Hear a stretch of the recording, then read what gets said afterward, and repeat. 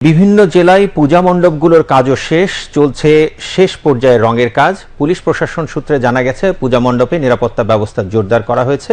এছাড়া দুর্গাপূজার নিরাপত্তা নিশ্চিত করতে সনাতন ধর্মাবলম্বীদের সাথে মতবিনিময় সভা করছে রাজনৈতিক দলের নেতৃবৃন্দ। বিস্তারিত ডেস্ক রিপোর্টে। কুমিল্লার sector commander colonel Mohammad Rezaul কবির বলেন, শারদীয় দুর্গাপূজা যেন উৎকণ্ঠায় পরিণত না হয় সেই বিষয়ে বিজিবি কঠোর নিরাপত্তায় থাকবে।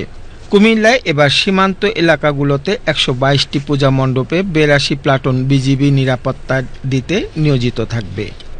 ঝিনাইদহে হিন্দু ধর্মাবলম্বীদের সর্ববৃহৎ শারদীয় দুর্গোৎসব পূজা সুষ্ঠু ও শান্তিপূর্ণ পরিবেশে উদযাপনের লক্ষ্যে সকল প্রকার প্রস্তুতি শেষ হয়েছে। এবছর জেলার ৬টি উপজেলায় ৪৭৬টি পূজা মণ্ডপে দুর্গাপূজা অনুষ্ঠানের সকল প্রস্তুতি প্রায় সম্পন্ন হয়েছে। এখন চলছে লাইটিং ও ডেকোরেশনের কাজ।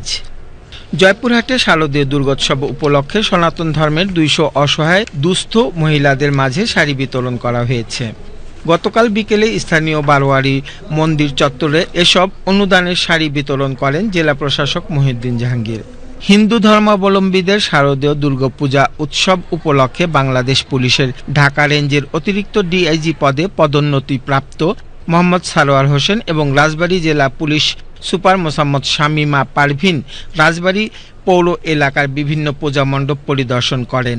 বিভিন্ন পূজা মণ্ডপ পরিদর্শন শেষে অতিরিক্ত ডিআইজি মোহাম্মদ সারোয়ার হোসেন সাংবাদিকদের বলেন, পুজোর সময় নিরাপত্তা ব্যবস্থায় পুলিশ ও র্যাব সদস্যদের পাশাপাশি সেনাবাহিনীর টহল থাকবে।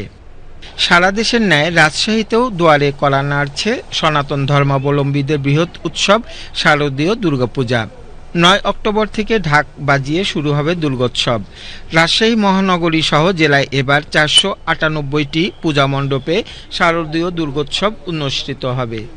নাটোরে প্রতিবারের মতো এবারও সনাতন ধর্মাবলম্বীদের সবচেয়ে বড় শারদীয় দুর্গোৎসব উদযাপনের প্রস্তুতি চলছে। প্রতিমা সাজাতে ব্যস্ততার শেষ নেই শিল্পীদের। চলছে মণ্ডপে মণ্ডপে শেষ মুহূর্তের প্রস্তুতি।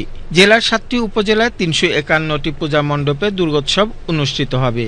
উৎসব মুখর পরিবেশে আসন্ন শারদীয় দুর্গোৎসব উদযাপন উপলক্ষে শেষ মুহূর্তের প্রস্তুতি চলছে। এবছর শেরপুর জেলায় ১৫৮টি পূজা মণ্ডপে দুর্গাপূজা অনুষ্ঠিত হবে। ইতোমধ্যেই প্রতিমা তৈরির কাজ শেষ পর্যায়ে। তুলির আঁচড়ে শিল্পীরা শেষ মুহূর্তে প্রতিমার গায়ে রং এর কাজ করছেন। খড় ও মাটির কাজ শেষ হওয়ার পর এখন রং তুলির আঁচড়ে প্রতিমার সৌন্দর্যের বৃদ্ধির কাজ করছেন শিল্পীরা। মণ্ডপে মণ্ডপে এখন যেন শেষ মুহূর্তের ব্যস্ততা শিল্পীদের। নীলফামারী জেলায় এবার ৮১০টি পূজা মণ্ডপে শারদীয় দুর্গোৎসব অনুষ্ঠিত হচ্ছে।